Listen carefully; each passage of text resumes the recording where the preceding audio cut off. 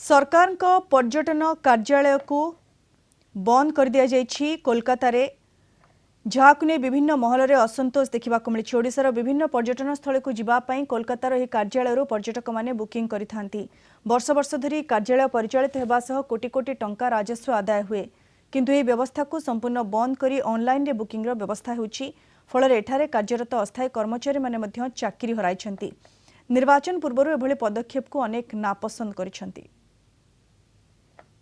मुझे ओडिशा टूरिज्म काम करे, बहुत दिन द्वारा काम करे, इठे बहुत भल बुकिंग है। अचानक आमको आज खबर आइला कि आम ऑफिस बंद हो आम सडनली अनएम्प्लॉयड हो गलो। ये भाव आम बहुत चिंता भावना कि करूँ। एबे আমি 10 বছর হয়ে গেল এখানে কাজ করছি। হঠাৎ করে অফিসটা উঠে যাচ্ছে। এখন তো আমার তো বউ বাচ্চা নিয়ে খাওয়া মুশকিল হয়ে গেল। ঠিক আছে, আমার তো সংসার চলবে না। এখন আমি গরিব মানুষ।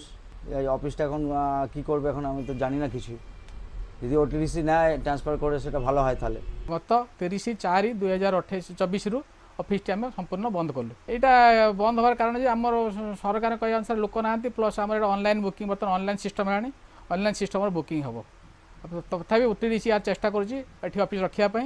से सरकार सहित जोगाजोग कर लेखा चिठी दिया निया चली बहुत जल्दी ऑफिस ओपन हो पारे। आम देखा पाँच सरकारी अधिकारी माने कर्मचारी माने आसी एवं यही पर्यटन दफ्तर थिबा समस्त कागज पत्र को पैकिंग करोडिशा नेबाई एवं परवर्ती पर्यायर यही पर्यटन दफ्तर किपरि भाव परिचालित हो पर्यटक माने आसी एठारे कौन का द्वारा बुकिंग करेंगे तार कौन निर्दिष्ट सूची एठारे नाही एवं शुणा जाउछि जे ऑनलाइन रे बुकिंग हेबो, किंतु पर्यटक मानक वक्तव्य जे ऑनलाइन रे बुकिंग कले से माने जो भावे एठा को आसी ओडिशा पर्यटन दफ्तर संपर्क में अनुभव करुले जानुले बुझुले अनुसंधान करुले से सुजोग पाइबे नहीं।